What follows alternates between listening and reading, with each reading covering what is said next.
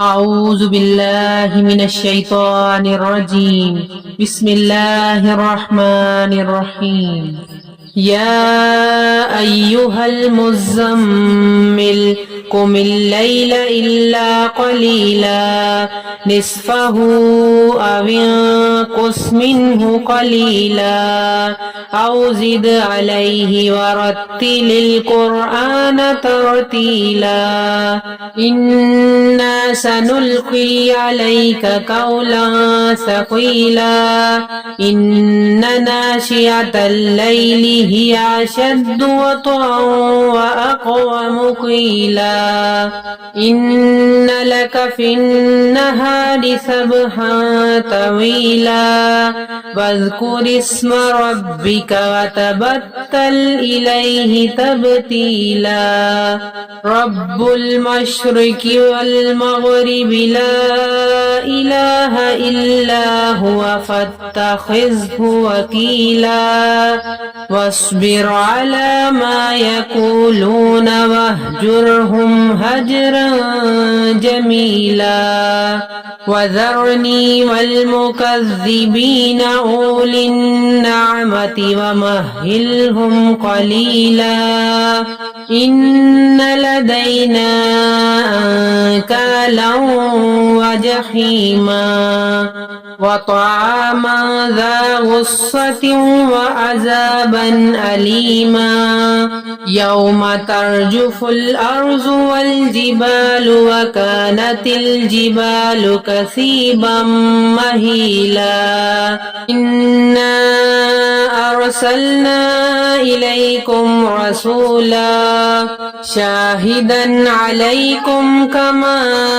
أرسلنا إلى فرعون رسولا فعصى فرعون الرسول فأخذناه أخذا وبيلا فكيف تتقون إن كفرتم يوما يجعل الولدان شيبا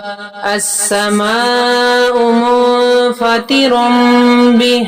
كان وعده مفعولا إن هذه تذكرة فمن شاء اتخذ إلى ربه سبيلا إن ربك يعلم أنك تقوم أدنى من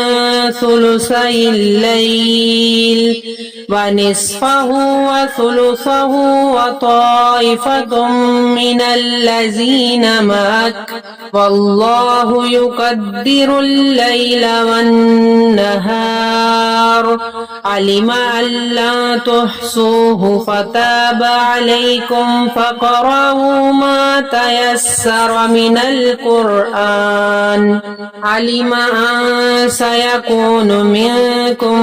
مرضى فآخرون يضربون في الأرض يبتغون من